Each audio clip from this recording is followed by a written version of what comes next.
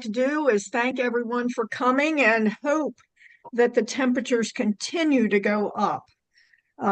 We're tired of that single digit stuff we've been having. Let's go ahead, and I'd like to ask all of the directors and the staff to go through. Could we do a roll call and do introductions, please? Very good. Madam Chair, you've started, so I'm going to just call names as I see them on the screen. Mr. Alray. All right, that's a good thing. I'm Mary Creek. I'm from Hagerstown, Maryland. I am a dairy owner at Palmyra Farm. We're in Washington County, and we're ready for spring. Great. AC, you want to introduce yourself? Hi, everyone. I'm ACL Ray representing Rural Economic Development. I am here on the beautiful Eastern Shore. Currently, I'm in Cambridge and also Crisfield. But good to be here and looking forward to this long meeting today. Great. Paul? Paul Geringer, faculty member at University of Maryland, and happy to be here today. Great. Mark? Mark Krebs, retired CFO of Farmers and Merchants Bank and current board advisor. Happy to be here. So you're advising the bank board? Yes. Good. Baron? Hi, good morning. Baron Rogers. I am with the University of Maryland Eastern Shore Extension Program. I work with the Small Farm Program and serve as the coordinator. Paige? Paige Hargett. I am an ag lending manager with Horizon Farm Credit, and I'm based out of our Frederick, Maryland office. Phyllis? Hi, I'm a retired dairy farmer from Cecil County, the county of Maryland that holds it all together. So glad to be here this morning. Jenny? Good morning, everyone. Jenny Kim, University of Maryland Extension at College Park. Sarah? I'm Sarah O'Haron. I am the owner of Black Ankle Vineyards and Live Edge Vineyards. Charlotte? John Jastrzemski, a professor emeritus forestry. I currently work for the Davey Tree Expert Company on government accounts across the country. And I hate to admit this, I'm working today from Florida. Lucky you. Charlotte? Charlotte Davis, Executive Director, Rural Maryland Council. Dan Ryder? Morning, Dan Ryder.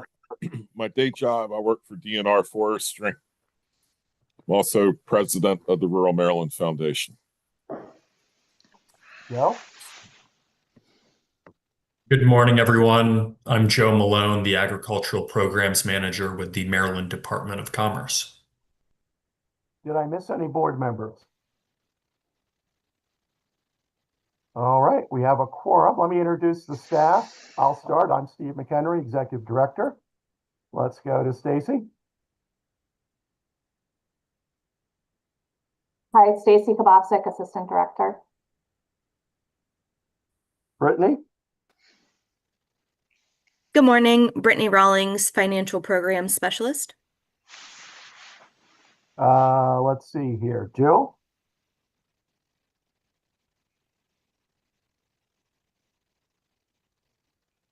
Jill's on mute. While she's finding the mute button, Allison.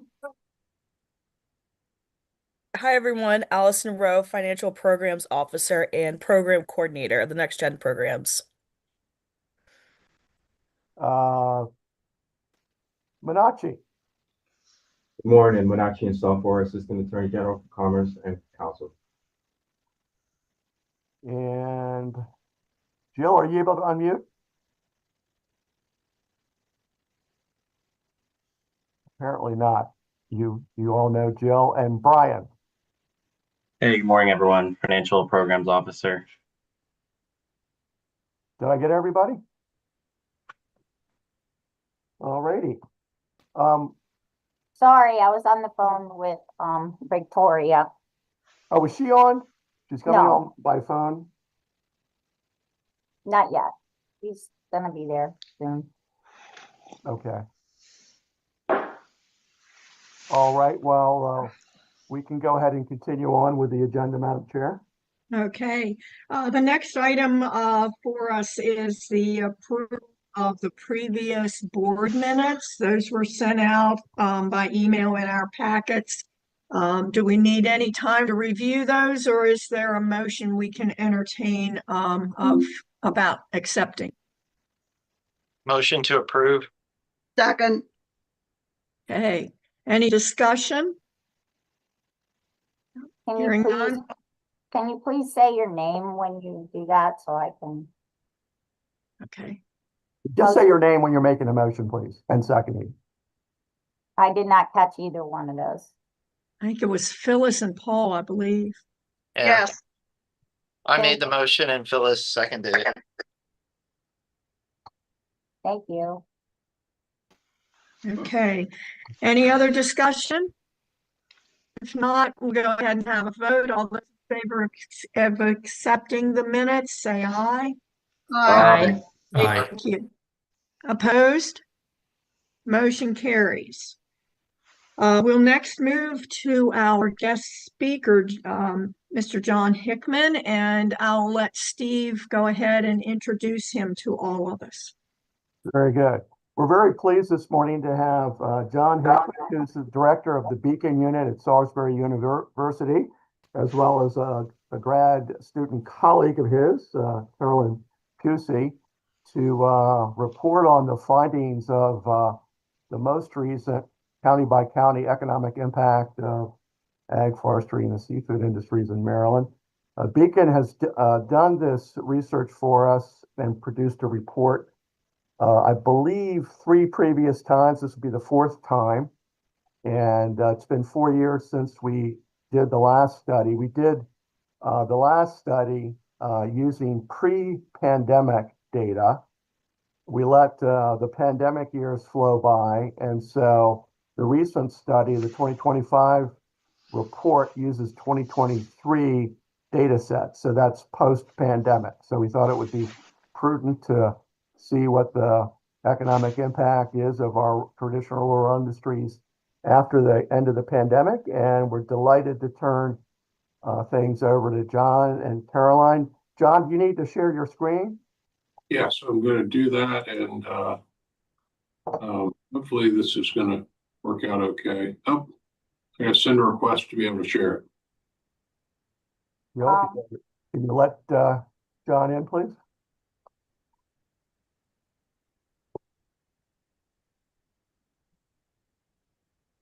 You're sharing the wrong screen, Jill. I don't know why that's even up there. Left where you were next to the chat on Zoom. So, yeah, sure. Yeah, I have no idea why that's up there. Can you take it down?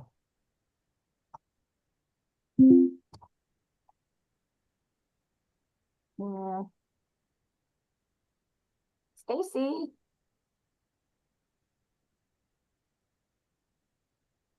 I don't know why. Did everybody see that? Oh, yeah. Yep. Yes. Jill, I think you're good. Thank you very much. Yeah, I Sorry think we're. about that. I can't promise when we get to the end that I'll be able to give back control, but I'll do my best. So, thank you all for having us today and spending time to talk about the most recent study. As we go through, feel free to ask questions as we go, because you may forget them as we move along. And one of the things we want to do is to make sure that you understand the study. So this report includes data from both the state level, but you also see we have data that's from the county level, regional level, and also by industry. So it's going to talk about the impacts of the industry and sub-industries from RBI. Also, when we're giving numbers, we're giving the total of the direct impact, the indirect impact, and the induced impact. So you get the full story of how resource-based industries impact the economy of Maryland. So just a quick start out, I'm John Hickman. I'm the director of Beacon. A little bit of background on Beacon is we are an outreach of Salisbury University. We've been here for, should actually say, over 35 years. And our goal is to provide decision makers with the information they need to make better decisions. But equally important, we provide a learning lab for faculty that are interested. We had a faculty member that assisted in this project over the past years, and also our students. So in that, I'd like to introduce one of our graduate students that's working with me. Caroline? I'm Caroline Pusey. I'm one of the graduate research assistants here. I started back in May. A little bit about myself. I'm originally from Salisbury, Maryland. I went and did my undergraduate at the University of Louisville, where I played field hockey for 4 years. And I'm currently doing my master's in business administration here at Salisbury and had a 5th year for field hockey. So decided to come back home and wrapped up my last field hockey season in the fall semester. And just a side note, as those of you who may be ACC basketball fans, I'm an NC State alumni, and Caroline was not too hard on me this morning after the tough game for NC State that Louisville provided last night. So Steve touched on this briefly, but we actually have done 9, not to the depth of this one, but 9 different studies over the past 25 years looking at the impact of resource-based industries in Maryland. This study was done in 2025 using IMPLAN data. IMPLAN, I have to give our disclaimer to them. They're a international firm that provides social accounting multipliers to local economies using input-output modeling. The underlying data in this was based on their 2023 model, which was the newest at the time. I think in a month or so we'll have their 2024 data. The figures that you see are in 2025 dollars. We use the 2023 model because that's when they had captured the 2022 Census of Agriculture. I'll let Caroline talk a little bit about the methodology that IMPLAN uses. So this modeling shows how funds are filtered through the industry in direct production, purchase of inputs, and spending by staff and firms. So as you think about these impacts, this is where healthcare, advertising, construction, and other industries will appear. So we'll be showing the direct, indirect, and induced output and employment impacts in this research, and then tax impacts that will include employee compensation, household expenditures, corporations, and then taxes on production and imports.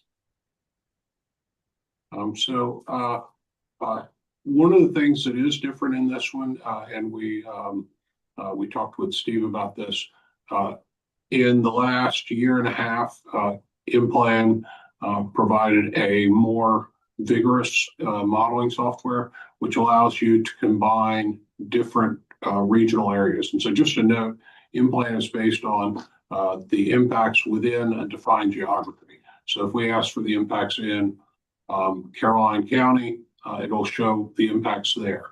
But now they do what's called a multi-regional input-output model, so if we look at the midshore, it would show the impacts of activities in Caroline County and also those that flow over into Talbot and Dorchester, just as a little example. Because of this, our prior analysis added up, what the activities in each county were to show the multi-county and state impacts. When you look at our printed report, you can no longer do that additive because generally the impacts in a multi-regional area will be higher than each of the specific county or sub-regional areas.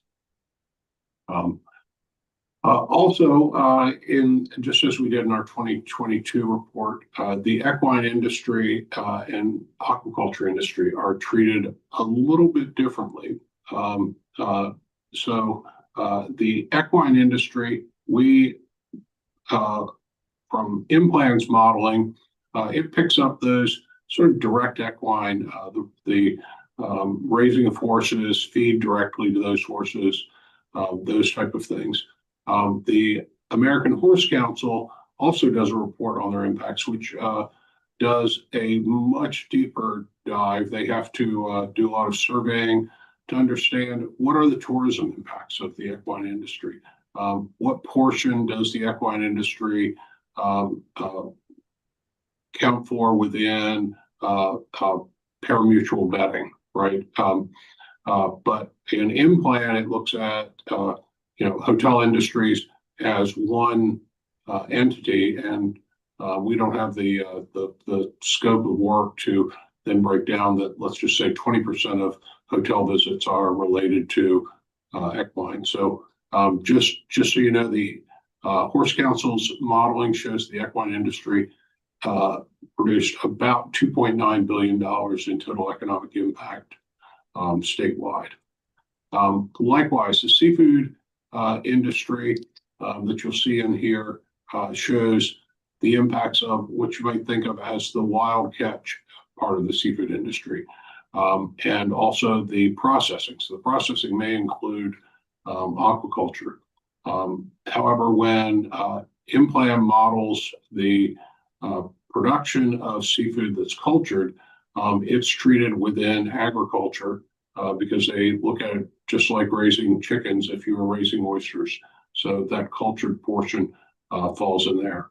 We did also in our report include what the estimated aquaculture impact from the Census of Agriculture's aquaculture report. It's pretty interesting. The state of Maryland, we know about oysters, but in those subgroups that are produced in the aquaculture industry, everything from algae to turtles are included in that. So just a top level number for you. Overall, the value of resource-based industries for Maryland was over $30.2 billion, over 108,000 jobs, and almost $1.1 billion in state and tax revenue.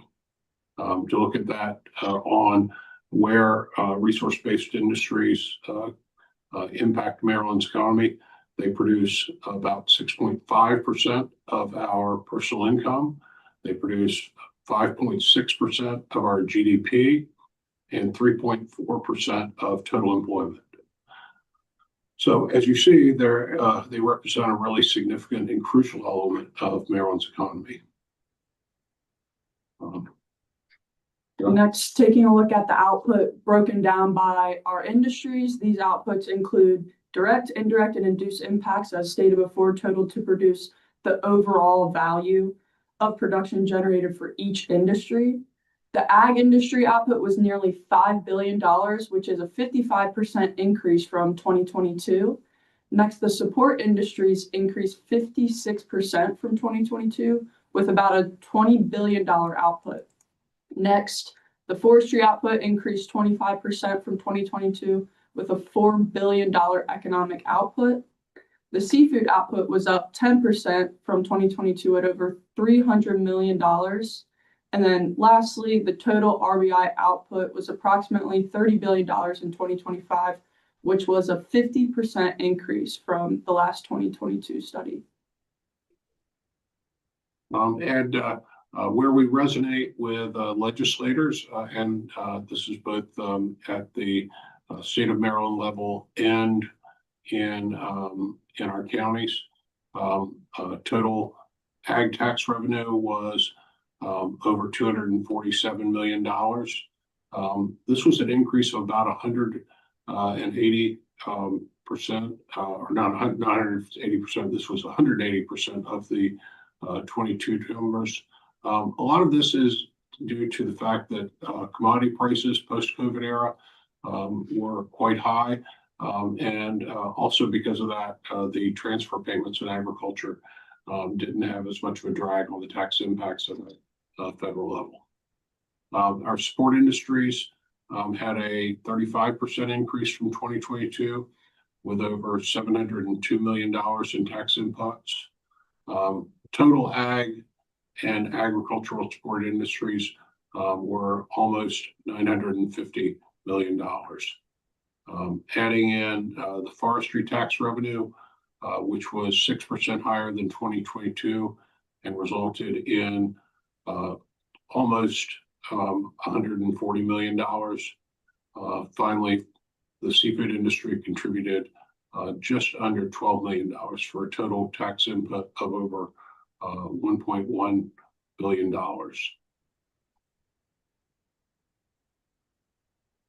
Our employment impacts. This is where we see folks working in their jobs. So you can look the 108,000 employees. The largest number in the support industries at 63 million. When combined with agriculture's employment, 91,000 employees there. Forestry employment was up. Sorry about that. Forestry employment was up just slightly with a 9% increase. Overall increase in employment was up 22%, and the support industries were up 31%.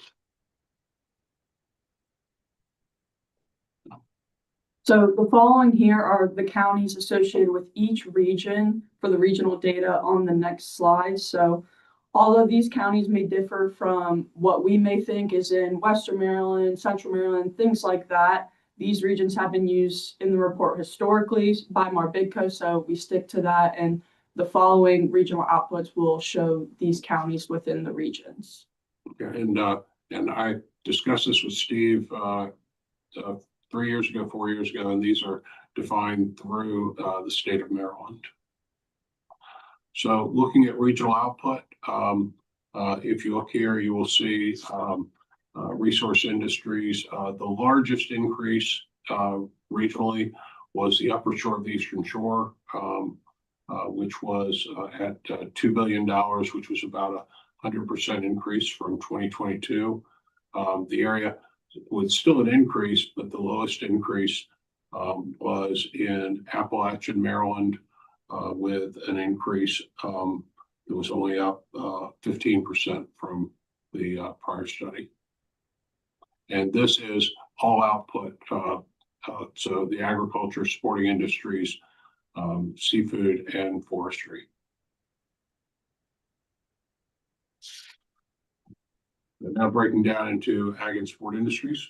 Yep. These values included the total direct, indirect, and induced impacts of both agriculture and supporting industries. So direct output would come from a dairy farmer purchasing feed or vet services for their animals. Indirect output comes from the supply chain of services. So for example, transportation companies hired to haul grain between farms. And then lastly, induced impacts gauge the spending of the wages of the workers from the transportation companies, for example, or how a feed mill technician spends their money on grocery shopping within the state. The regional outputs for agriculture and support industries combined to generate an increase from 2022.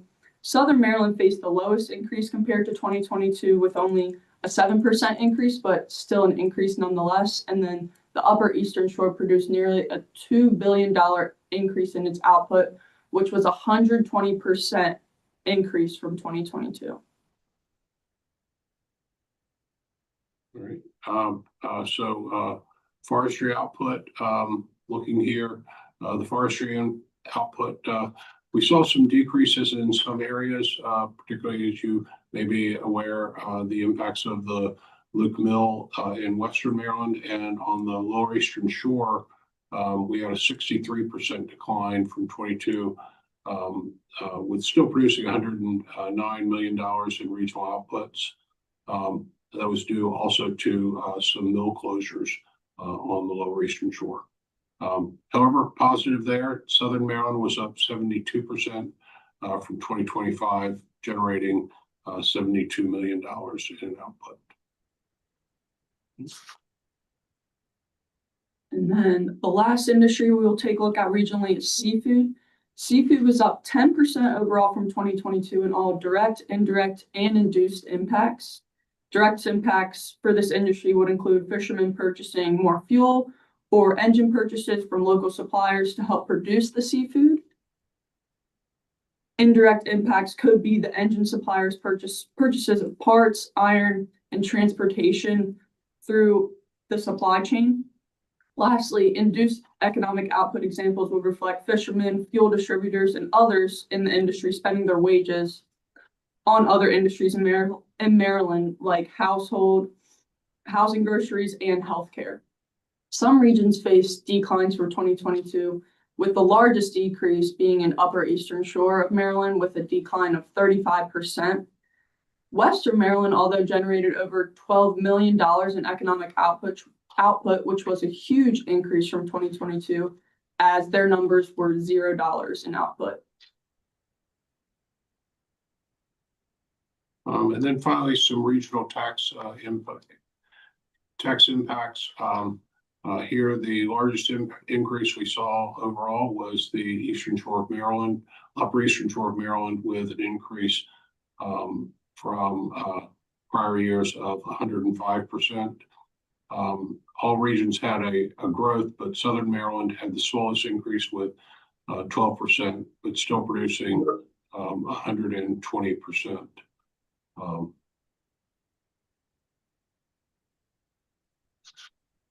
So looking at employment, Caroline? Yep, just to wrap up, the regional employment numbers are as follows in this chart.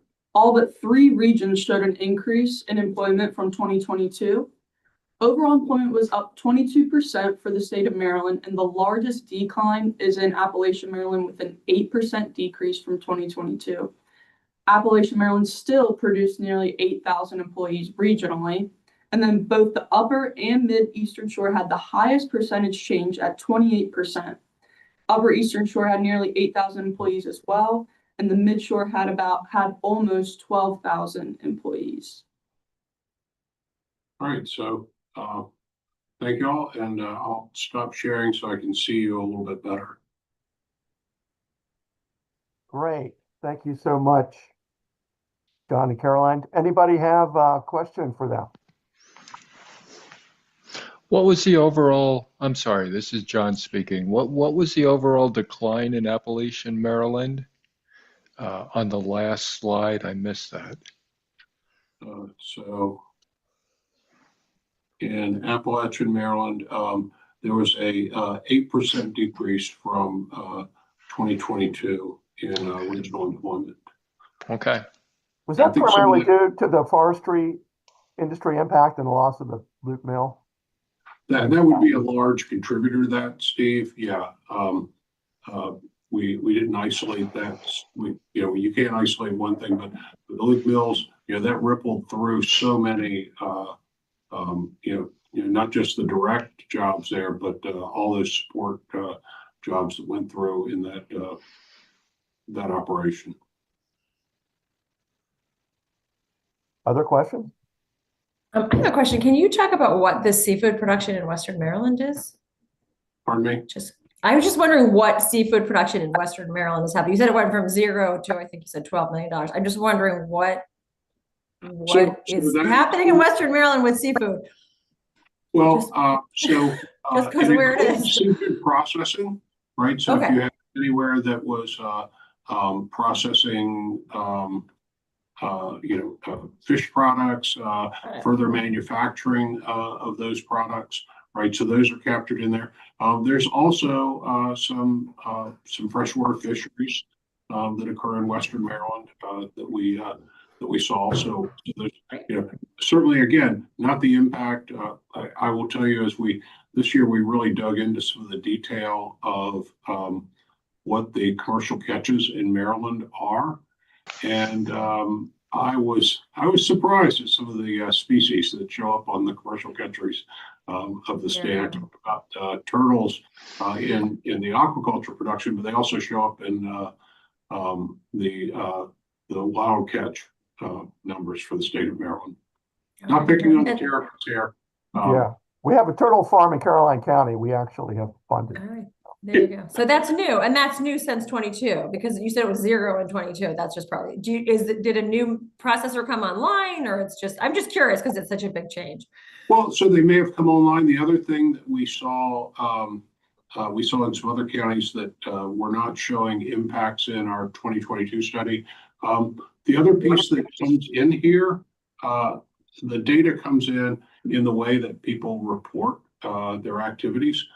So it could be that people were previously not reporting their activities in that NAICS code. Fair enough. Thanks so much. And I do think USDA is doing a better job in collecting data around agriculture as well, as they improve their census collection techniques. Do you want to just briefly explain why the relatively large overall increase report over report? It was about 33% higher this time around. You just want to comment a little bit on that? So I'll touch it. It's made up of two components on the statewide. So first of all, I talked about it, and about 15% of the overall increase in calculated output came from the fact that we were looking at those multi-regional impacts. And then the remaining percentage of that, certainly everyone is aware of. So these are reported in, we're not using a common dollar basis. These are reported in $2025. As everyone's fairly aware, inflation has had a big impact, and commodity prices are one of those impacts. The processed value of those products also comes in. So that both the component of some increased production, some increased prices, and some increased better tracking of the overall impacts of the state of Maryland add up to that total impact. So these are the 2025 prices, and there's no, I guess you're not looking at adjusting them for inflation, but it would be good to know the long-term trends adjusted by CPIU or something like that, so that we would have a gauge of how well the industries are doing compared to 5 years ago or 10 years ago. Are we truly increasing the wealth and capacity of the state of Maryland, or are we just barely holding on? Does that make sense? Does that make sense? So that's why I make the disclaimer. We didn't adjust for common dollar rate. Yeah. So that might be something we could do. We could looking at the deflate. numbers. Yeah, we could certainly deflate. The easiest thing is to deflate these numbers, because you're capturing. We want to make sure we capture that additional overall impact. But then again, that's the piece that makes it hard to go apples to apples, because some of those apples weren't getting counted in our 2022 study because of the overall methodology of our model. We could at least deflate those dollars to say, this is what we showed in 2022. Here's what these would be on a 2022 dollar basis. Right. I think a good number that doesn't necessarily have to be adjusted is the employment rates. Right. Yeah. So having that, we could get 5 to 10 nice bullet points just based on employment rates, and we can apply a whole lot of other things based on that. So that might be good talking points for us. Yeah. Yeah. And employment was up in all the industries except, forestry had let me look real quick. Forestry overall was I can't remember. I had the forestry overall numbers. 9% increase, I think you said. Yeah. And that's obviously very regional, and a lot of that would be development conversion, because by default that turns into products. But it's still employment, and it still adds value to the economy. Right. Actually, I think when I asked John to look, I was asking that same question a month or so ago, and John looked at it then, and it was in the secondary industry is where the growth came from. Secondary. Oh, The good. primary sector is especially on the Eastern Shores, I'm sorry, in the Western region, the primary sector's taken a nosedive, but it was more than offset by the secondary. On the Okay. Eastern Shore, it was just the opposite. The secondary had a modest decline, but the primary sector, thanks to croppers reopening and then the growth of Eastern Shore forest products, it's really numerically, it's really increased. Oh, that's promising. On the employment number side, I hate to be a downer, but it would be helpful to also know the actual sort of financial side of that, because we could be replacing high wage jobs with a bunch of low wage jobs, and it looks like the employment numbers are up, which they are. More people are employed, but with less money coming in. So if it could be good news, but it's easy to kind of look at that and say, oh wait, there could be a loophole here. So if we know the total economic impact of like how much money are people earning in total, and divided per capita kind of thing, it could be that it's great news, and it could be, I'd just be curious to know what that. Yeah, that's a real good point, Sarah. Yeah, that's a good point. I didn't think of that. Yeah. And as a follow-on to that, understanding the part-time versus full-time breakdown with those values for employment would be really helpful for interpretation too. Yeah, and so we don't get that out of in-plan. They look at a total number of employees and don't break it down by full and part-time employment out of that number. They don't do an FTE calculation. They just take actual, like, so if somebody worked 5 hours, they count as a whole employee, as far as you understand the in-plan data? Because often they will correct for that piece, but I don't know their data well enough to know. So it will look at those part-time employees. I'm not looking at the exact wording, so I don't want to say this, but they're calculated up or down.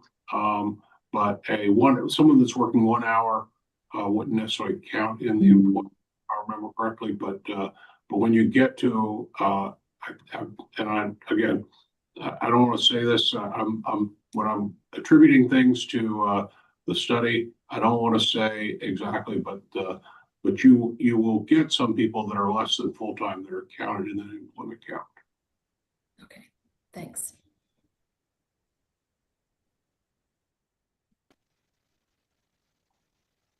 All righty. Any other questions? Seeing none. John, Carolyn, I want to thank you so much for what you've done. It's always a great report. I get a lot of compliments from folks working at the county and regional levels about how useful this report is to them in their efforts. So again, really appreciate it. Would you mind if you could share the slides? Yeah.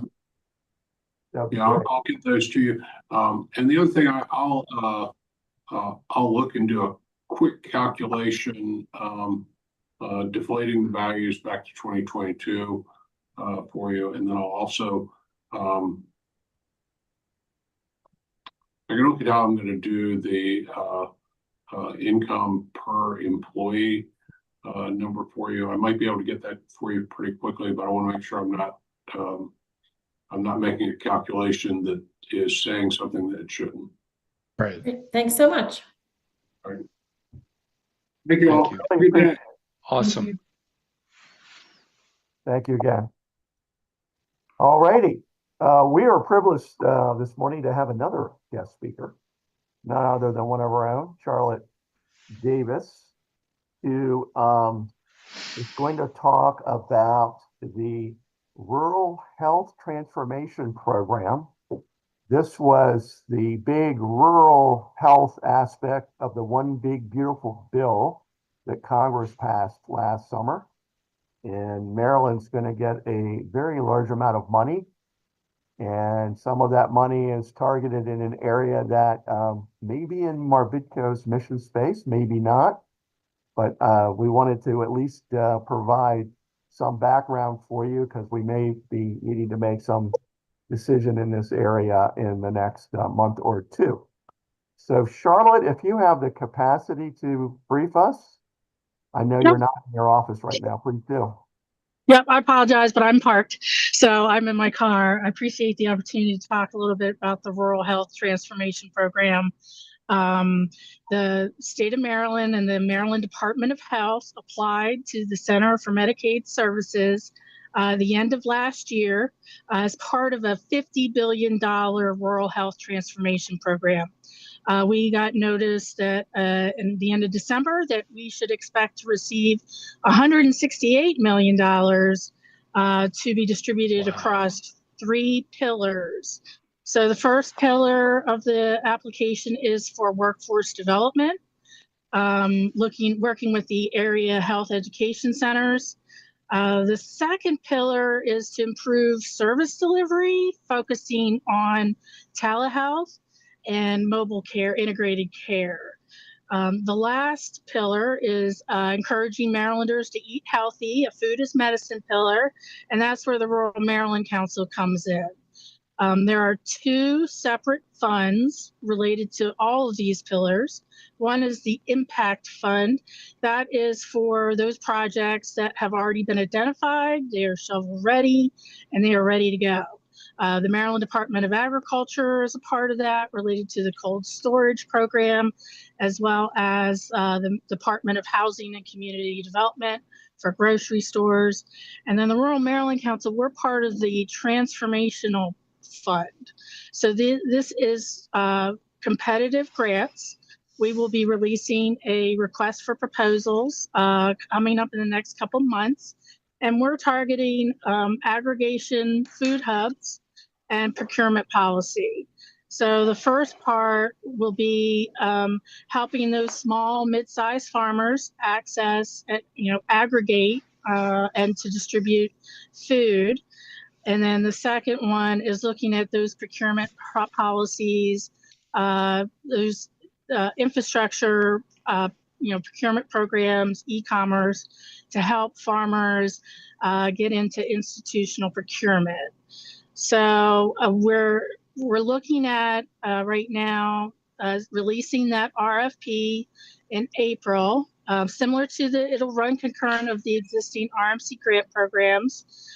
With decisions, we need to encumber the funds by September 30th of this year. Now, the funds won't need to be expended until September 30th of 2027. So they'll have a year for expenditure from there. And then this is a 5-year grant program. We anticipate a second round probably at the beginning of next year. So we will execute a cooperative agreement with the Department of Health, and then we will execute grant agreements with sub-grantees. Still a lot to be determined. We anticipate approximately $4,750,000 towards these 2 transformation funds, but that's still TBD. The Department of Health had to submit an updated budget. The initial application was for $200 million, but we were given 168, which comparative to the rest of the country and other states, we did pretty well relative to our rural population size. So really happy to that additional funding. And so what the department did was just reduce percentage-wise the award across the different pillars. So right now, we're still looking at what are anticipated outcomes, whether these need to be health outcomes. We do believe that the funds can either go to businesses and farmers directly, or to a program such as MARBDICO's aggregation program, where it could potentially go to another subrecipient who then subsequently grants out additional funds. So we're working feverishly. I expect to have guidelines and criteria somewhat finalized at the beginning of April. I have a draft now, but we're still waiting for final approval from the Centers for Medicaid Services on that final budget, plus what are the anticipated outcomes. The Centers for Medicaid Services is the final determination. They will make the final determination of award of funds. And these funds can be clawed back for non-performance. So there will be a focus on making sure that their CMS is getting what it expects to get. And so there could be either they'll look at the program after 2 years before making determination on future grant awards. And then if they deem non-compliance or underperformance, they may ask for funds to be returned or clawed back.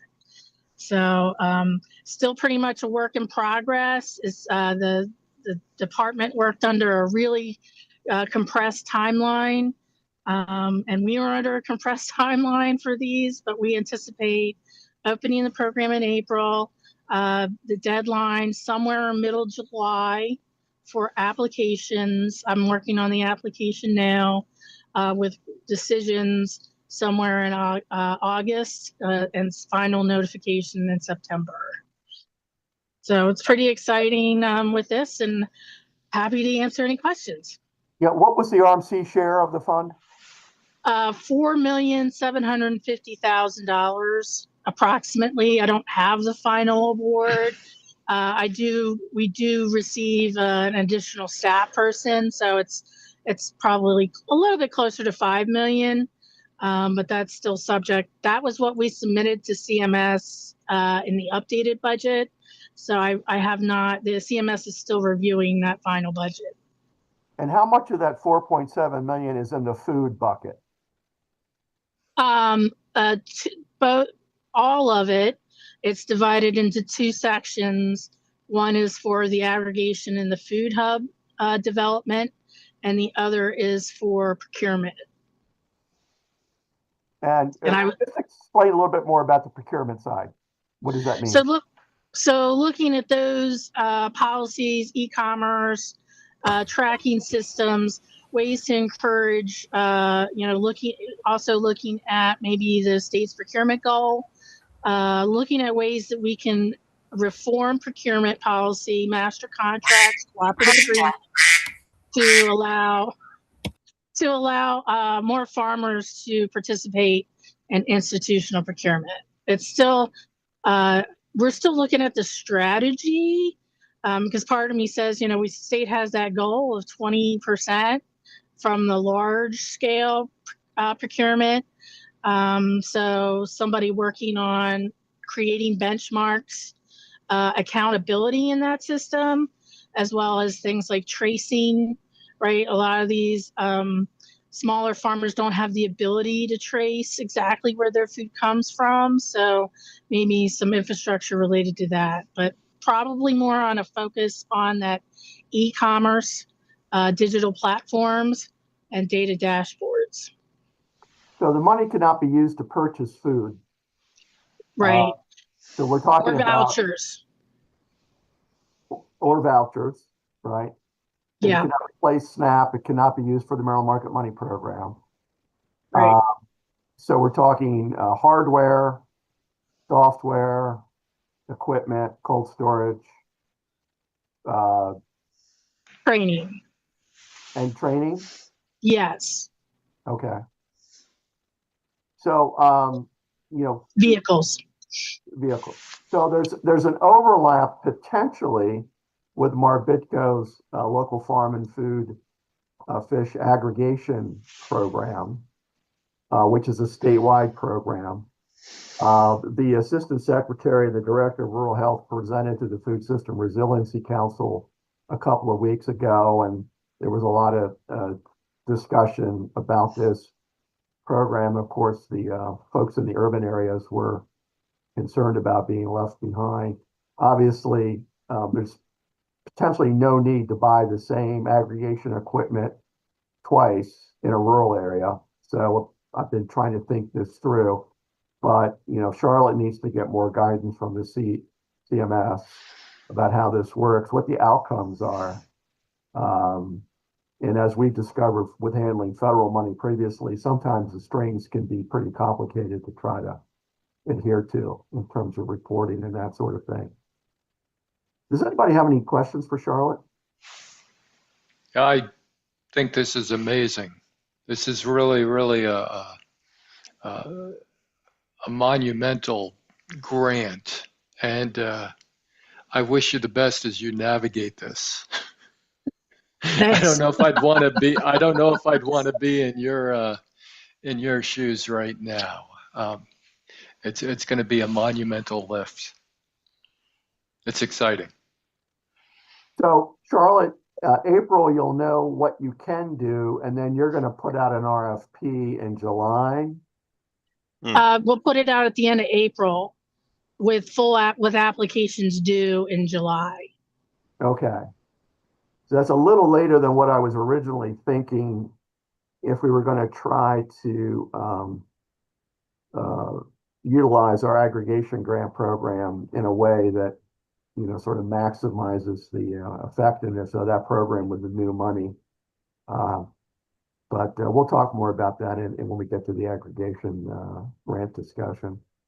Any other questions for Charlotte? Hey, Charlotte, just let me know if anything I can do to work with you on that to help out. Sure. Thank you. So you think roughly half of the 4.7 million would be for food hubs and aggregation grants? Is that about right? Yeah, there's two separate transformational fund programs. So one procurement, one aggregation. Okay. Very good. Any other questions for Charlotte? All right. Madam Thank Chair, you. we're back on track here. That's an awful lot of good information, isn't it? Thank you very much to both of our presenters. We'll go on now. Our next item is the report of the audit committee. Yes, the audit committee met since our last meeting. As you may recall, I presented the audit report from Lindsay and Associates, and the audit committee consists of our Secretary Treasurer, Mark Krebs, our Chair, Mary Creek, and our Vice Chair, John Jay. So, committee, share any comments that you would like to, please. This is Mark. Go ahead, Mark. Just, another clean report and another great job by the MARBDICO staff. These are the way these things should go, and they work great. And it's a good, like I said, it's a clean report once again. So great job. Yeah. I'm very pleased how transparent everything is. It's a great committee to serve on, too. Relatively brief meetings. Right. And all of the Lindsay people are extremely complimentary of the way everything is presented to them, all the data is gotten to them, and how quickly our MARBDICO people respond, and how easy it is to work with them. So that's all nice to have a good rapport with the auditor. Well, that's really a tribute to our senior accounting coordinator, Tina Wilkins, and her colleague, Leanne McCullough, who handle all the accounting and bookkeeping for it. So thank you very much. Okay. All right. Yep. Ready for Steve to give us the update on the state budget and legislation. Yeah, let me just first set the scene. Some major changes in Annapolis this session. So for those of you that have been reading the newspapers and following things in the media, the House of Delegates elected a new speaker rather dramatically at the end of December, and we have a new speaker. Her name is Joseline Pena Melnick. She was formerly chair of the House of Government Operations Committee in the House of Delegates, and she has moved up and she has revamped things quite a bit. There were 6 major standing committees in the House formerly, and now there are 7. So they split the Health Committee in 2 and moved some subject matter around between committees.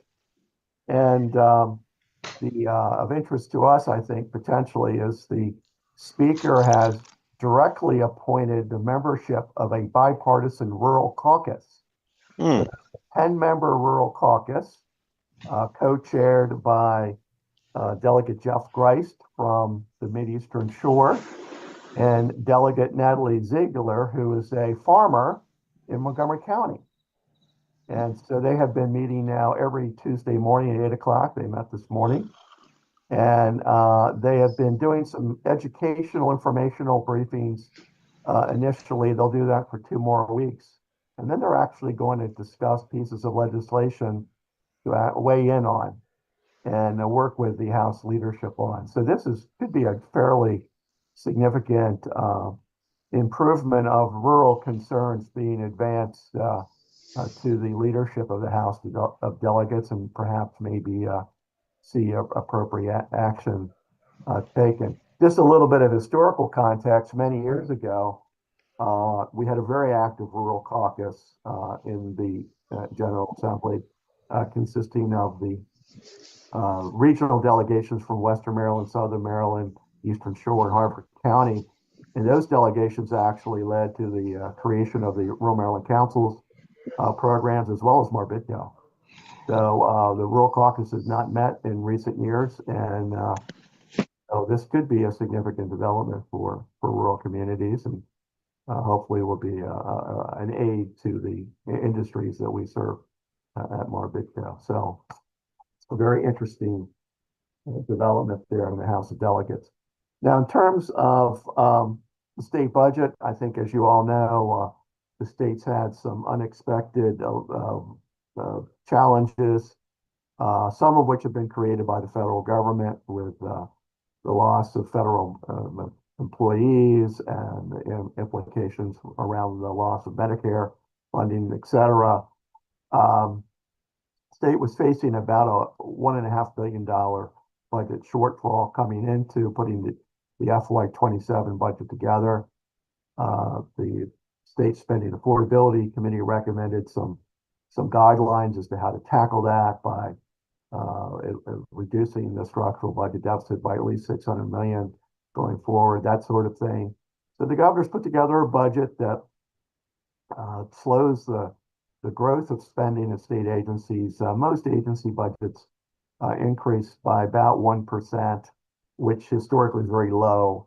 For example, they have a 1.5% COLA built into the budget. So, and of course, employee expenses for many agencies are a significant part of the budget. So it's a tight budget. Most things are funded to some extent. With regard to the programs at the Maryland Department of Agriculture, most programs are funded. There's a small program that the University of Maryland's involved with that involved native plants. That's not going to go forward. The Rural Maryland Council is level funded at last year's level of about $6 million, which is good news. The Southern Maryland Ag Development Commission, SMATIC, is taking a 30% cut. It has a required $1 million statutory allocation from the Cigarette Restitution Fund. That's being reduced to $700,000 going forward. Last year, the administration had proposed phasing out entirely the funding for SMATIC. So there may be some good news in that, even though they are going to take a cut. And then in terms of MARBDICO's specialty grant program relating to livestock processing equipment grants, that funding is going from $300,000 to $200,000 in the governor's budget. So interesting year. Of course, it's election year, so folks are just trying to get through the session and get out onto the campaign trail after session. So there will be no major tax increases or anything of that sort this session. And some of the budget cutting discussion will be deferred till next year. So that's kind of an overview of where things stand. I'm happy to try to take a question or two if anybody has one. All righty. I guess it's really helpful, Steve, that we are now self-sustaining on our core programs. Absolutely. That must reduce a lot of stress, and that's quite a compliment to you and the staff. I mean, that is just a phenomenal thing. It's so great when I can tell that to people. It really is quite something when you think about it. MARBDICO was established in state law in 2004, but at the time of our creation, the legislature said no money can be provided to MARBDICO until the state's fiscal condition had been ameliorated from a little recession in the early 2000s. And so it took the legislature 2 more years to pass a legislation that actually set up a funding program for MARBDICO's core program. And at that time in 2006, House Bill 1 was enacted that provided a funding plan covering 14 years that if those contributions annually between $3 to $4 million a year were made, MARBDICO would be self-sustaining. Well, of course, the Great Recession came in 2009, 2010 timeframe. We actually saw significant budget cuts, but we survived. The funding plan was extended over several different years through the Budget Reconciliation and Financing Act, otherwise known as the BRFA. The BRFA bill cut funding, but stretched out the funding needed to capitalize our revolving core loan programs. And after 18 years, ending last year, we received our final infusion of funds for the core program. So indeed, we are now self-sustaining. So not only kudos to the staff, but kudos to the board to keeping us on track to meet that legislative requirement that we become self-sustaining by fiscal 2025. So I think that about covers it. I don't know if there's any. Oh, I did want to make a comment. The Programs Committee has approved MARBDICO's support of legislation that would, as proposed, restore 3 or 4 years of cuts to program open space funding that was cut last year. Just as a reminder, the legislature cut $25 million a year from the regular real estate transfer tax that funds program open space and related programs, including the Maryland Ag Land Preservation Foundation at MDA and the Rural Legacy Program at DNR. And the legislature was anticipating, some challenging times coming, and when that happens, they tend to go to these special funds like the program open space funding. So legislation's been introduced to try to undo some of that going forward. But I think more importantly in the legislation is the BRFA bill last year repealed the repayment requirement when the General Assembly takes money out of the program open space fund. There's always been a statutory requirement to repay those funds in the future. That requirement was repealed. So another aspect of this bill that has been introduced that we're now supporting would restore that requirement to repay funds in the future that were taken from the program open space special fund. So I just wanted to comment on that. I don't think there's any chance that the legislature will pass a bill undoing the cuts coming this year and the next 2, but it would be nice to at least there was a requirement down the road that the POS and MAL funding be restored. So that's really the highlights of what's going on now. There's other legislation that we're sort of keeping an eye on. One bill would require the Department of Environment to not let CAFO permits lapse. Those dairy farmers and chicken farmers out there are well aware of this issue, where the Department of the Environment general permit for CAFOs expired on July 6th of last year, and that has left many of our producers in the lurch when they want to, build new chicken houses, etc. So,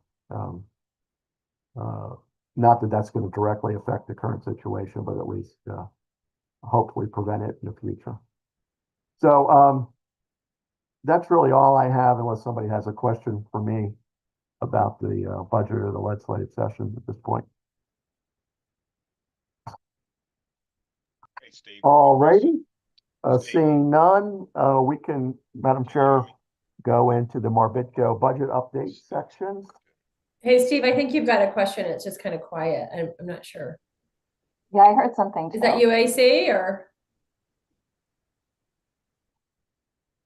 Oh, it's not. I'm sorry, something's going on with my,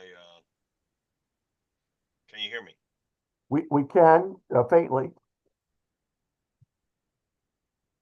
Well, unless there's a question, we'll move on then to the MARBDICO budget update. And Tina's going to post the budget summary. And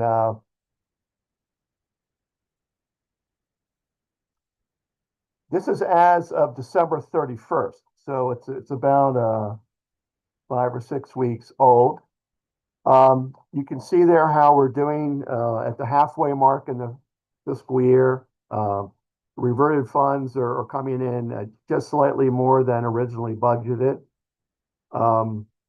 Principal repayments for our core loan programs are doing very well. And again, we're having an unexpectedly large increase in early loan repayments. So that is affecting in a positive way the principal repayments, as you can see there, but it's also having an effect in a slightly negative way on interest income from loans, which are coming in a little under budget, as you can see there on the 4th line here in the budget summary. The other thing that's going on is we're starting to see now more takeouts from the original next-gen easement option purchases that we've made in the past. We've had some folks that were approaching the 7-year mark that have been able to require permitted easement purchases primarily from MALP program funds. So when those funds come back, they revolve into the next generation program. So we're doing well there. And program income is also doing well, as is other income, which is principally CD income. And then in terms of the targeted grants, the $2.7 million listed there is primarily USDA livestock loan money, but there is the $300,000 from the state also in that line. And so we have now collected all of the $300,000. In this report, only $150,000 is showing, since that payment was just received within the last 3 weeks. Looking at expenditures, office operations overall are on track. Transaction expenses, they're a little higher. It's mostly next-gen related expenses related to appraisals and so forth. Looking at expenditures, you can see there that our core loan programs are at 38% as of the end of the calendar year. But I can tell you, we've recently approved 2 Mr. Biff loans, and we have a 3rd one that's going to be approved this week. So that's going to put us at about 60% for the Mr. Biff program directly, and then overall for the core programs, right just under 50% at 49%. So we're really doing fairly well, I think, in that area. then going down, you can see where we are with some of the other programs. And we'll continue to report on the progress there. So overall, I think we're doing okay. Some of the specialty lending programs have been a little bit off. Not exactly sure why, although some of our producers are struggling. I will say that our oyster harvesters are having a heck of a time. The market for oysters, especially wild-caught oysters, kind of collapsed last fall. They really had a really downtime. We have plenty of oysters in the bay right now, by the way, which is a great thing. With the icing conditions in our harbors right now, many oystermen are not able to get out to harvest oysters. So there's a push on for emergency legislation to aid them. Why is the demand down? You would Yeah, what's happening is because of the oil spill in the Gulf of Mexico several years ago, the oyster fishery down there was shut down, and it's now been reopened. So given oysters come from all up and down the sea coast, Canada, maritime Canada, Gulf of Mexico, and what's happened is there's been a fairly dramatic increase in oysters being available from other parts of the country that have gone to serve even local markets. And so that has contributed to the market demand declining. I will tell you, the Maryland Watermen's Caucus held a briefing last night from the Alaska Seafood Marketing Institute to learn about what they're doing to market seafood products on the other side of the country and the continent. And so there was a lot of interest in that, and legislation is going to be introduced to set up a task force to study how to better market Maryland seafood products. Seafood marketing in Maryland is actually a function of the Maryland Department of Agriculture, and they have a full-time seafood marketing director, and so it will be a topic of continuing conversation. So that's it for the, Matt? I was just going to say, we had a presentation on the Alaska seafood marketing at the East Coast Commercial Fishing Aquaculture Expo back in January. And if anyone would like a copy of that presentation, they can just email me and I've got permission to share it out. Great. And if you wouldn't mind sharing that with me, I'd appreciate it. Victoria. Yeah, I just wanted to say, yeah, Matt did a great job. I heard about that. Yeah, and you have to realize that Alaska has millions of dollars that they spend on seafood marketing. And that's one of the things is funding to market. And our budget in Maryland is so low for marketing. But the abundance of oysters, as you said, is overwhelming in the Chesapeake right now in the tributaries. And there's just no market for it. Young people are not eating oysters. I believe that my personal belief is that there's been so much out there about what an oyster does in cleaning water that young people just won't eat them. The spills that happen from the water treatment plants and things have caused a lot of issues. The news media, that's really the number one reason, I believe, why the oysters are not being eaten the way they are. We really need to market an oyster that, you can make oyster stew, you can fry an oyster, you can steam and roast and make oyster Rockville.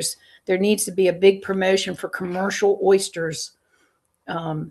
It really needs it badly. The aquaculture oysters after the pandemic, so many restaurants shut down that the aquaculturists that were growing them in the cages have had a huge issue selling theirs as well.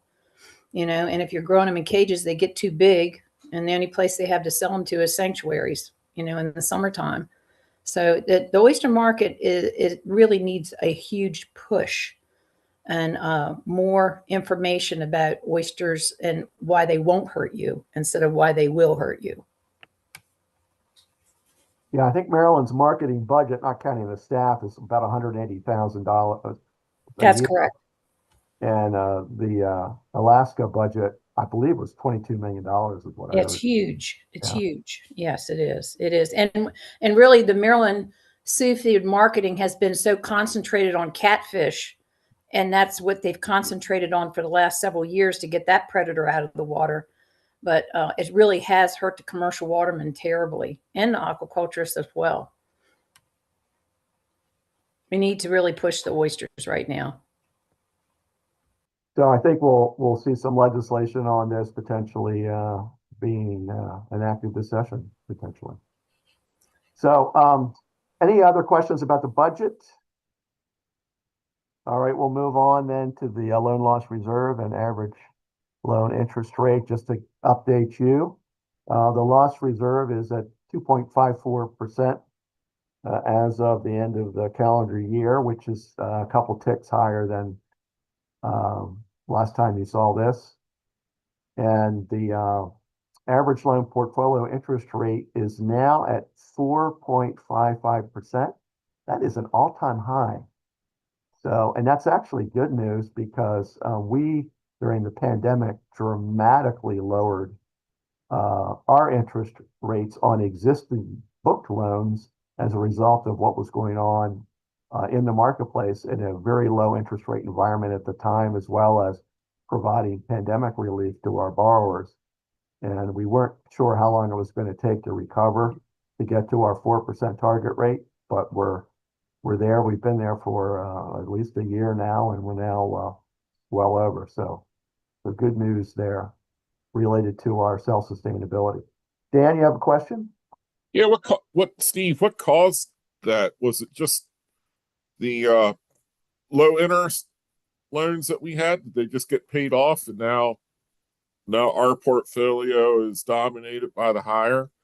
Is that what happened here? Yeah, I think that's what's happened. We really fairly dramatically lowered interest rates, not only for new borrowers during the pandemic, but existing borrowers. Mm-hmm. And so we were down as low as 3.3% at the lowest point.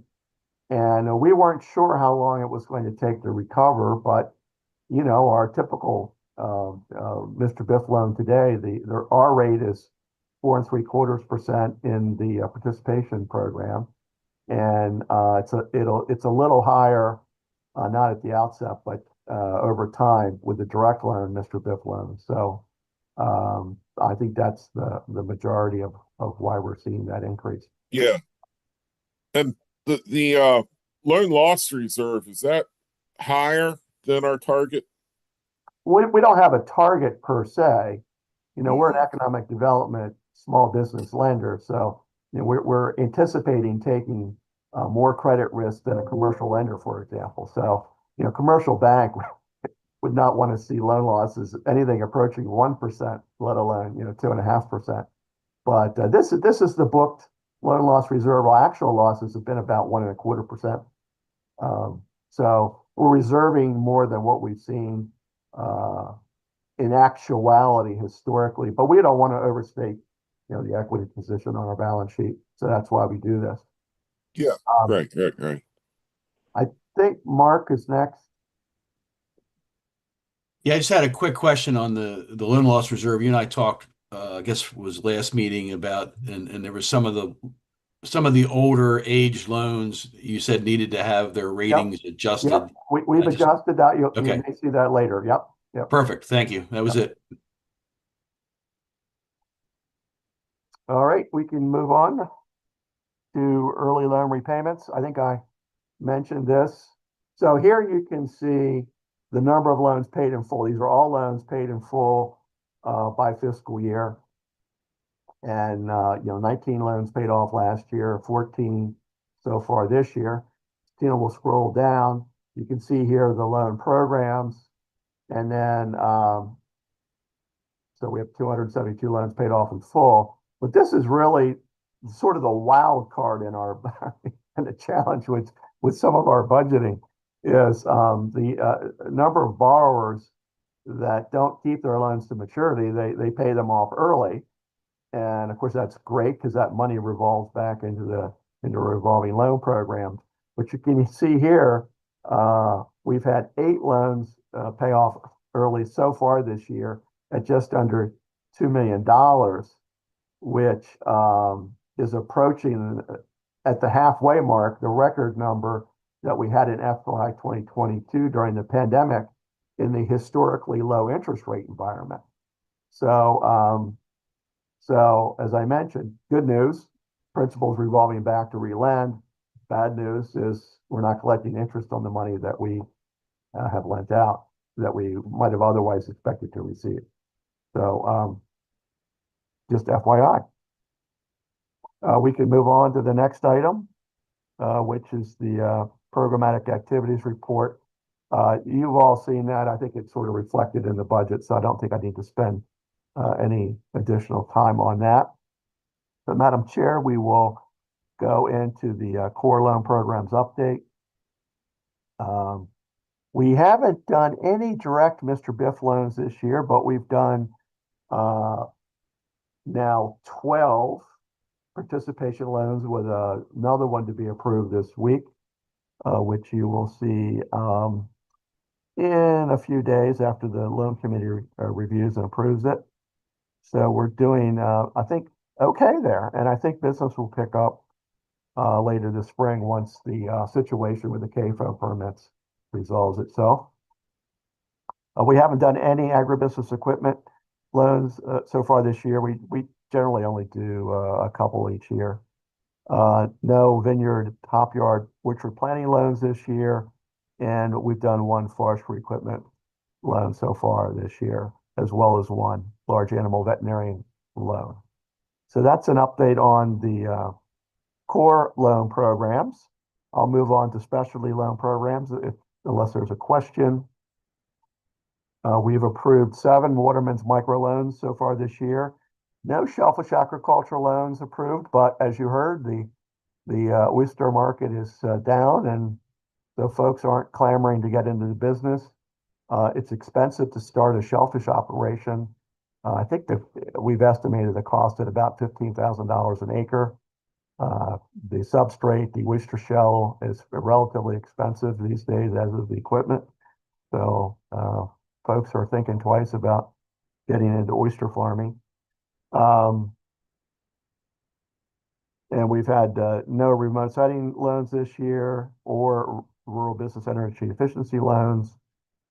We've got 1 oyster house shucking loan pending approval.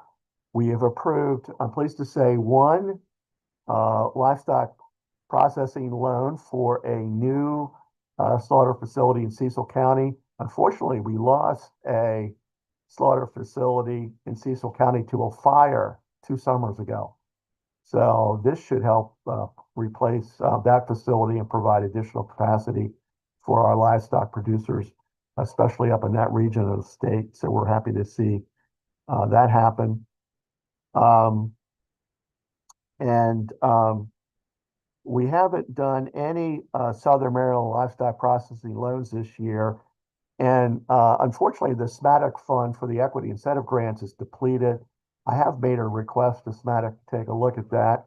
Obviously, they're having some fiscal challenges now looking forward with what's going on with the budget, with the loss of $300,000 appropriation. So, I mean, assuming the legislature sticks with the governor's plan. So I don't know what the prospects are for having that fund replenished, but we still have money in the Upper Shore Equity Lending Incentive Grant Program, and we've approved 4 grants that go with our core loans under that program. So unless there are questions about loans, I'm going to turn it over to Stacy to talk about our grant incentive program. Hi, everyone. I'm going to start with the cold storage grants. We wrapped these up in the fall. We approved 30 for $42,851. This grant program remains popular, especially for small and urban farmers and for watermen. The Wood Products Industry Equity Incentive Grant, this year we had $125,000 to offer. In working with Dan Ryder, we decided to offer 1 large grant for the full amount for 1 high impact project. with priority given to projects that focused on value-added production and job creation. We received 3 applications, 1 didn't qualify, so we did have 2 good projects, but after review, we determined that Cambion Carbon PVC's project better represented the goals of this round of grant funding. The newsletter that you received last week included a write-up about the project, but the company works with local arborists, cities, and counties to turn refuse wood into indoor and outdoor wood products. The total project budget is $3.25 million, including our grant funding, and they are planning to move into a new 118,000 square foot facility in Howard, in Howard County, and bring the different parts of their operation together under one roof. This expansion will accommodate the scale up of their kiln-dried softwood and hardwood products, as well as thermally modified lumber products. And then an update on the Maryland Livestock Processing Equipment Grant Program. We opened this program up in the fall as well. We received 8 applications. We approved 7 for $177,617. This included 1 slaughter facility, 1 project that is, this is that Cecil County project. They are on their way to become a USDA certified slaughter facility. One of the projects was for blue catfish processing. 1 was for a USDA further processing facility, and then we had 3 custom exempt projects.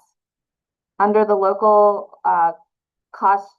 government cost share grants, 13 were approved. These projects were in Montgomery and Anne Arundel counties.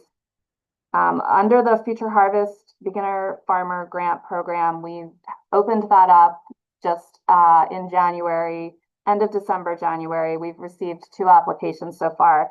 We did change the program a little bit this year. We modified it to allow anyone that's graduated from the program since we began offering the grant to apply, as long as they own or lease land in Maryland and plan to grow in the upcoming season. So in the past, it was only available to the graduates from that year.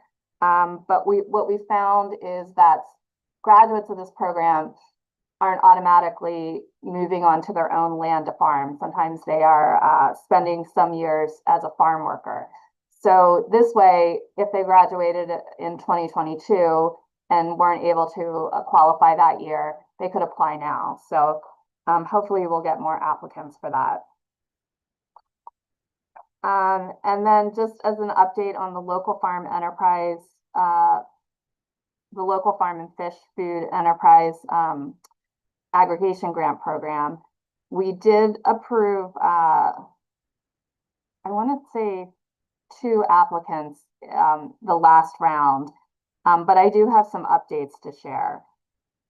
First is that the Montgomery County project, that was the very first public sector grant under this program that we approved. They were awarded a $300,000 grant to build a public sector aggregation center in fiscal year 25. We've gone back and forth with them. They signed the agreement and they've released a notice of funding opportunity to hire an aggregator to run that project. So that project's going forward. They're putting a significant amount of county money into that project. And then you may also remember that in 2024, we partnered with MDA to use grant funds from this program to provide a non-federal match to their Resilient Food System Infrastructure Grant. And that was a project that they did with USDA. That project, these grants are finally being approved by USDA, so we will be moving forward with releasing the funds to the grantees that we approved under that in the near future. Victoria, did you have a question? I see your hand is up, but you're on mute.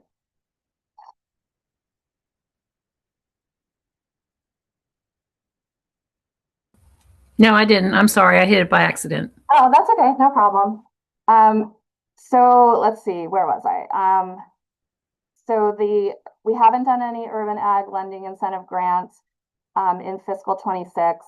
We have opened the Maryland Value Added Producer Matching Grant Program. So anyone that's applying to the USDA value-added producer grant can apply to us for, they have to provide 100% match to qualify for that grant. So we provide a grant that can help them with that match requirement. That's open. The deadline's April 1st.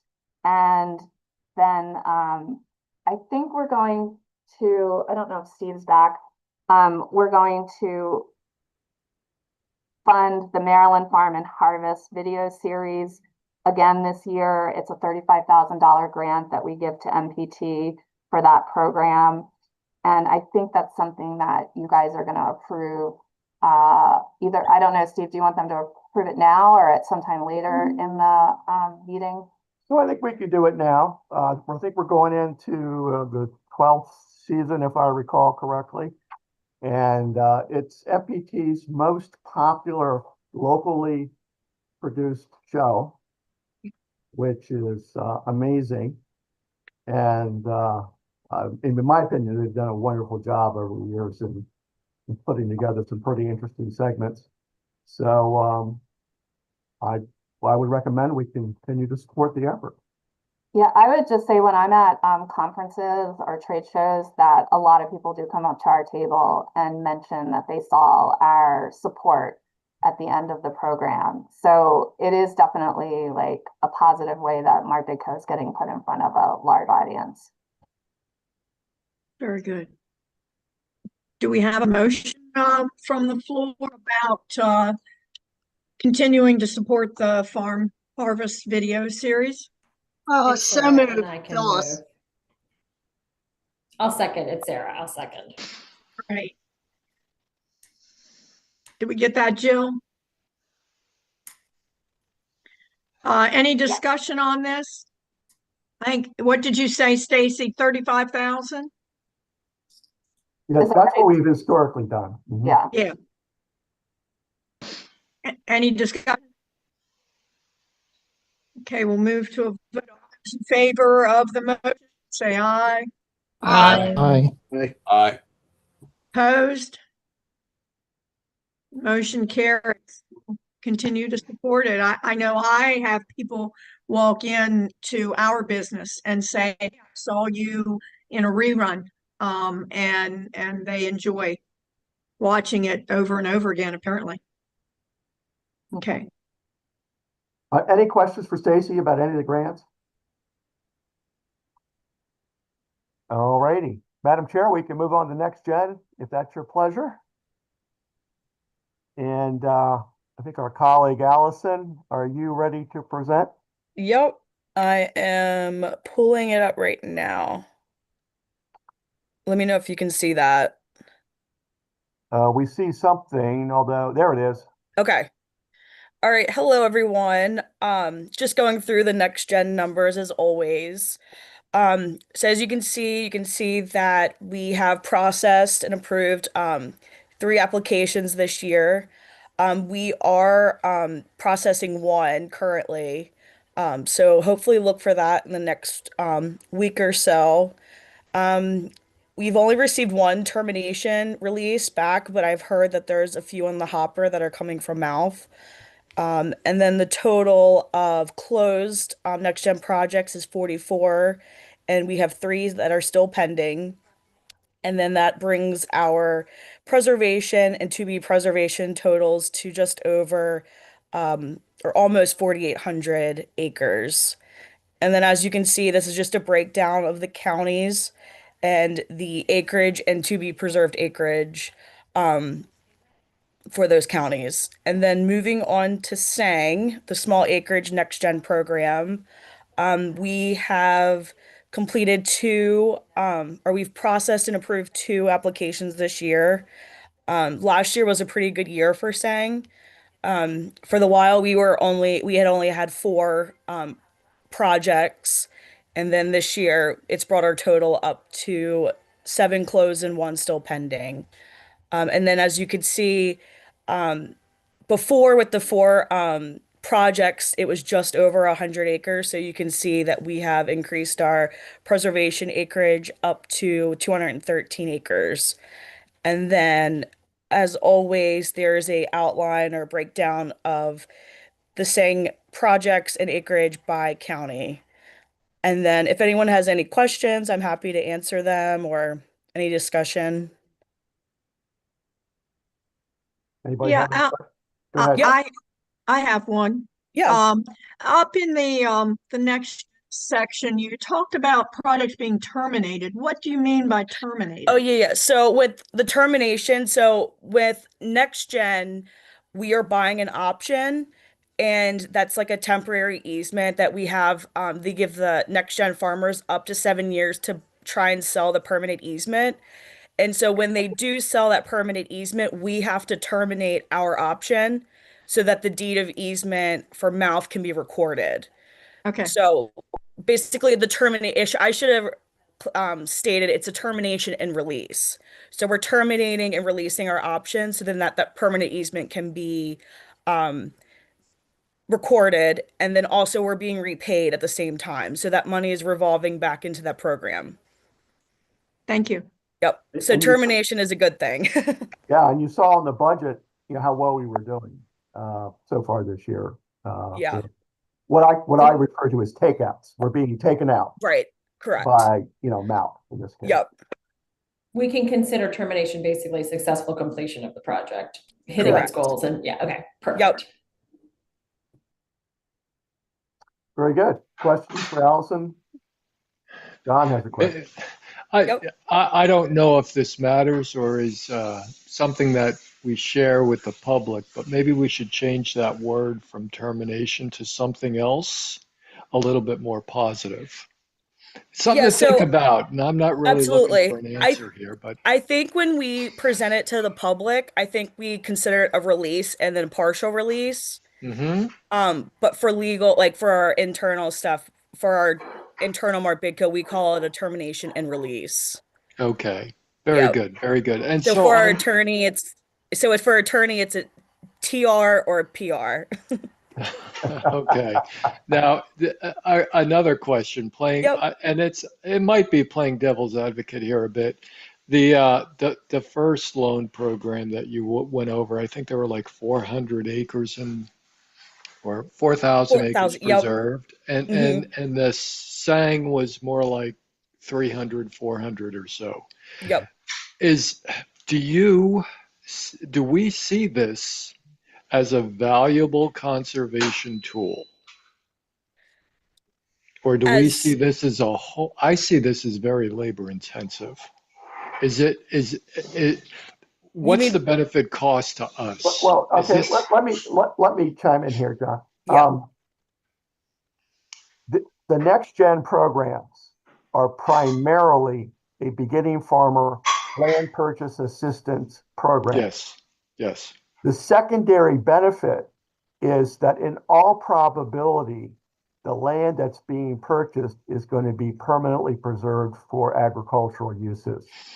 So it's first a beginning farmer land purchase assistance program. It's secondarily a land preservation program. Okay. So that's how I think about it. That's how I present it when I'm talking in public. But because we're using basically land preservation funds to serve these two purposes, we talk about it as being a land conservation program. Okay. If that helps. And I will mention, we also do once a year, I forget what department it is, Steve can chime in, but we do report the acres preserved from our programs to go into the state number of acres preserved within the state. Yeah, the Maryland Department of Planning tracks this and produces an annual report. So they're including our acres preserved in their report. And then, but what happens with the original Next Gen Easement Option Purchase Program, those acres are with MARBDICO until they're not with MARBDICO, and they convert to mouth, rural legacy, or a county land preservation program, if that makes sense. Yeah. No, that does make sense. Yeah. And the reminder is helpful. Yeah. Yes. And then with the SANG program, we are permanently preserving those acres at the real estate settlement table when the property is transferring. So those are our numbers permanently, if that makes sense. Yeah, very good.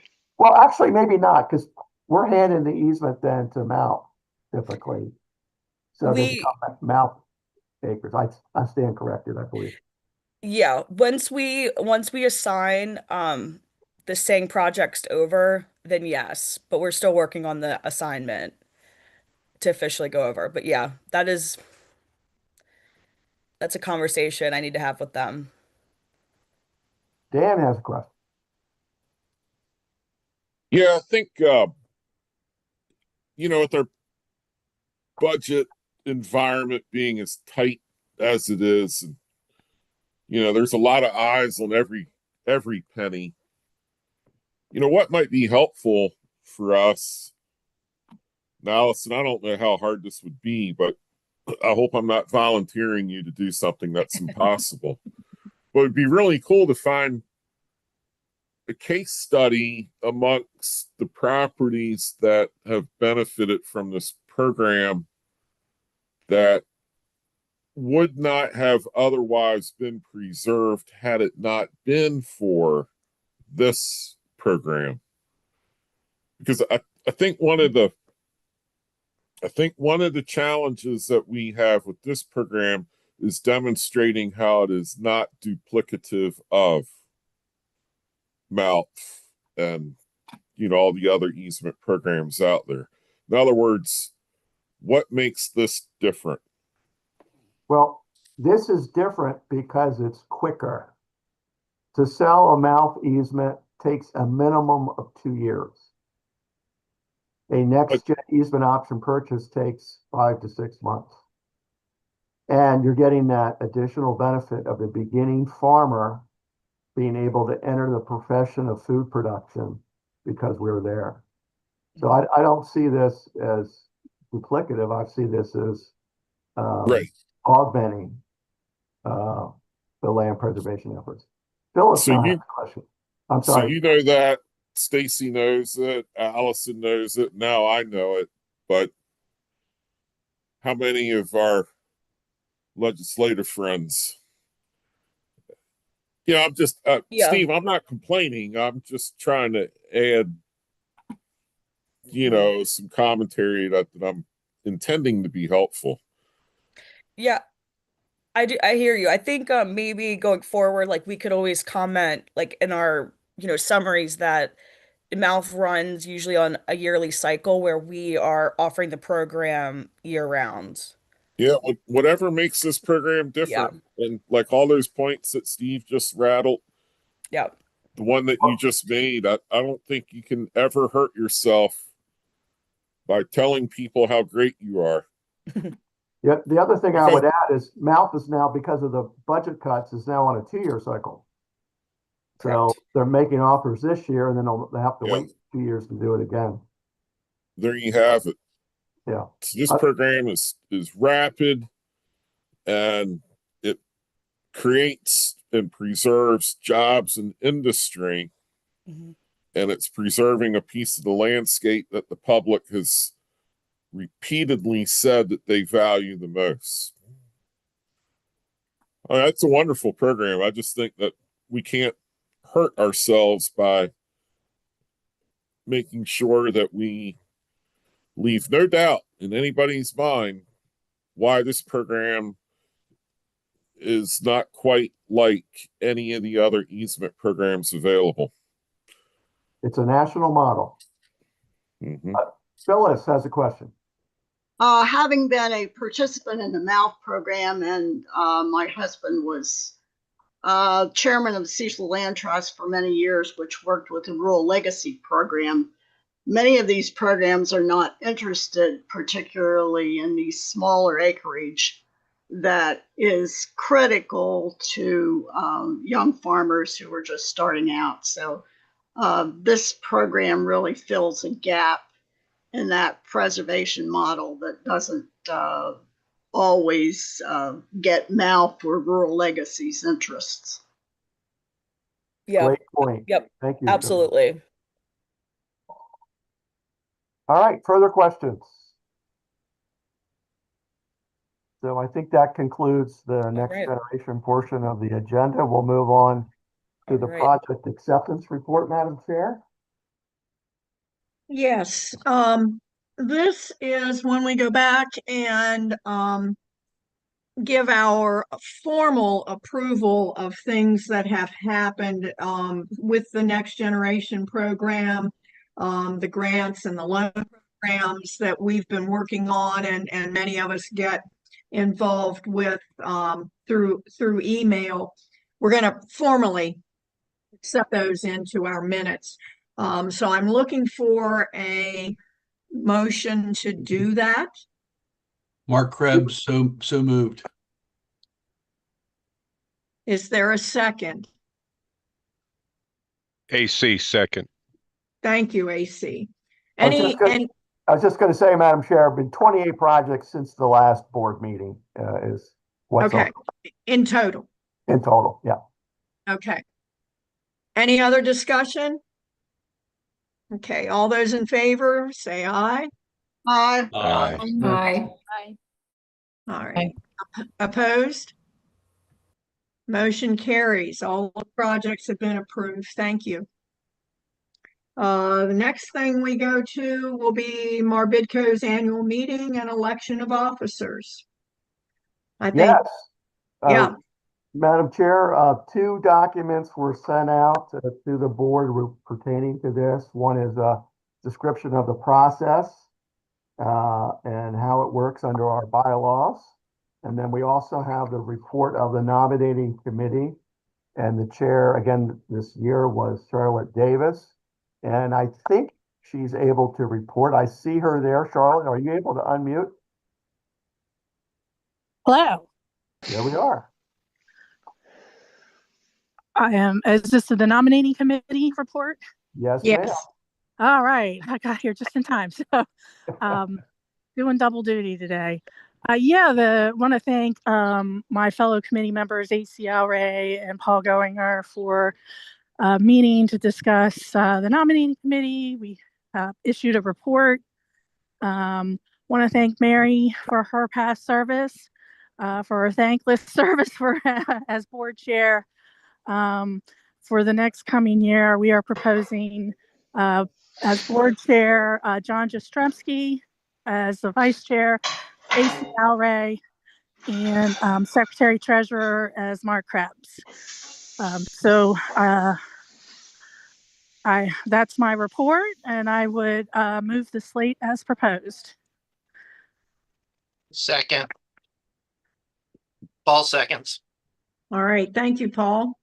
Any discussion? Mary, are you sure you don't want to be the chair again? Well, John, I heard you were interested, and I thought this would be an opportunity to give you more things to do. Well, I'm fine with moving on and letting John have this opportunity. I think it'd be great for MARBDICO to do that.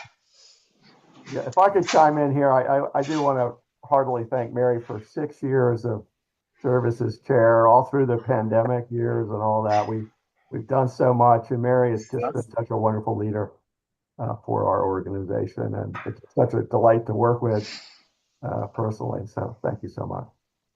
Well, thank you very much, and it's been an honor. Just totally an honor is the way I would describe it. It's not a job, it's not a chore. It was an honor. So thank you. So, in light of that, any other discussion? Yeah, this is Mark. I would just like to echo Steve's comments regarding Mary's service and the job she's done, and we all appreciate it very much. Thank you. Well, I've enjoyed it. Thank you. All right. We'll go to a vote then. All those in favor, say aye. Aye. Opposed? Motion carries. How quickly now do I turn this over to John?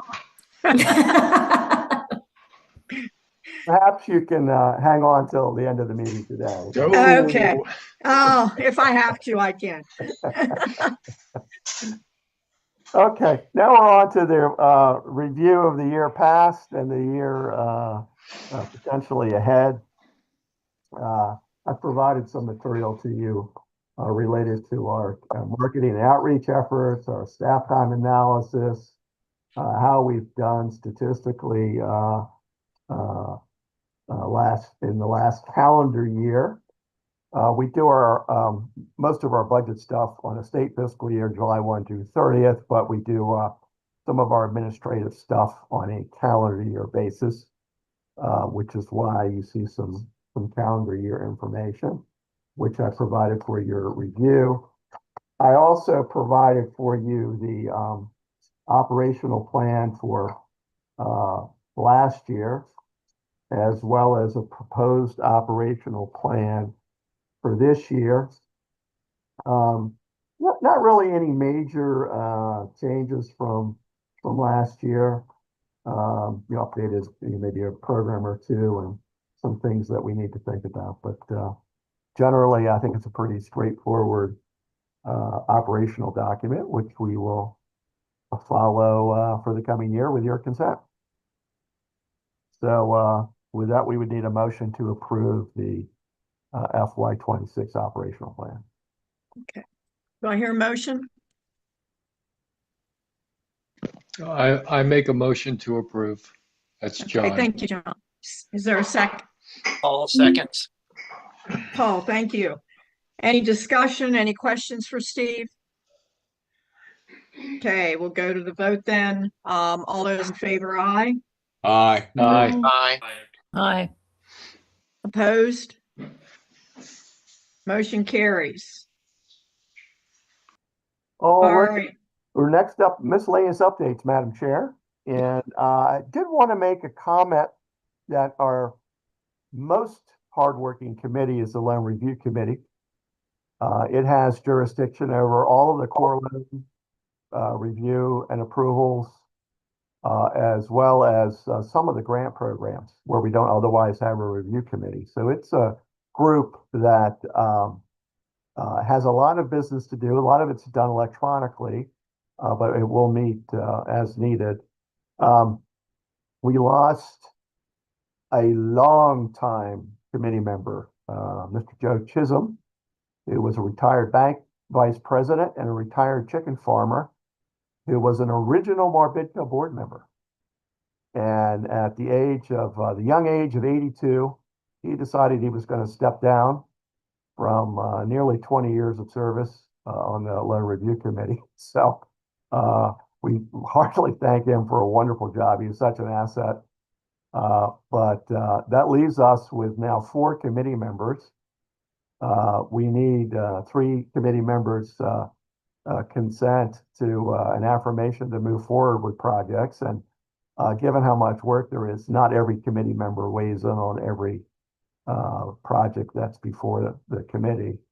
So I do want to put out a call for someone who feels they have sufficient background, but may want to serve on the committee.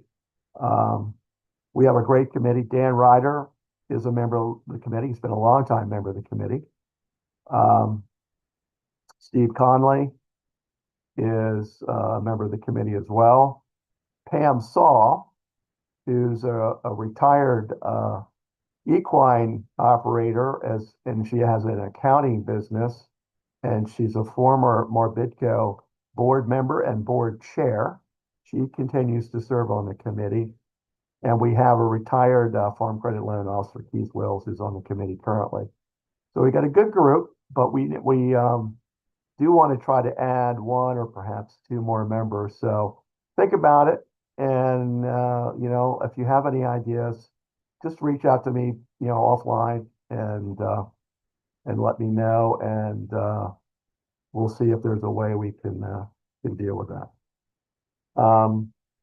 So unless there are questions about that, I'll just say too, in terms of our outreach efforts, we're wrapping up a busy winter season of farm and commodity group meetings and et cetera. It's amazing how busy the winter is for us in terms of our outreach work. And I think that's all I have planned to talk about under miscellaneous updates, unless anybody has a question for me about anything we haven't covered today in the open session. Hearing none, then Madam Chair, we do want to provide a time for the agency representatives on the board to just make very brief updates on things that are topically of interest. Anybody? Steve Connolly, unfortunately, is in Mexico today. Can you believe that? He's on a trade mission. So he's not with us today, but we do have Dan, University of Maryland Extension, Charlotte, and Commerce representing. They want to offer, we'd be happy to hear from you.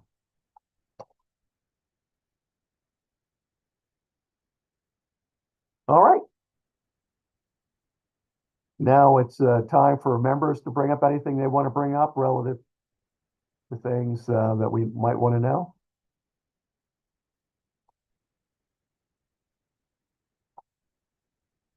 Well, we are right on time. We will endeavor to schedule the next regular meeting of the board in May or early June, as is our practice, although sometimes we had to go into the new fiscal year. But we'll try to do that, so be on the lookout for a doodle poll. And unless there's anything else for the open session, we will, Madam Chair, go in to the closed session with the reading of the official motion. Yeah. I would say, Paul, would you be able to make that official motion to move to the closed session? I have to read something, don't I? Yeah. It could be anybody who's got the agenda. Yeah, if you don't have it, that's fine. Maybe someone else would. I've got it handy. Oh, go ahead. Sarah has it. Okay, I can read it. So I move that we move into closed session to consider matters that concern proposals for business or industrial organization to locate, expand, or remain in the state, to consider the investment of public funds, to consult with staff, consultants, or individuals about pending or potential litigation, and to discuss the performance evaluation of an employee over whom this public body has jurisdiction, and to adjourn the meeting thereafter. I'll second. Great, thank you. Any discussion? All in favor? Aye. Okay, we're closing the public meeting now. Thank you. Board members, please stay put. And I'm waiting for it to, I'll let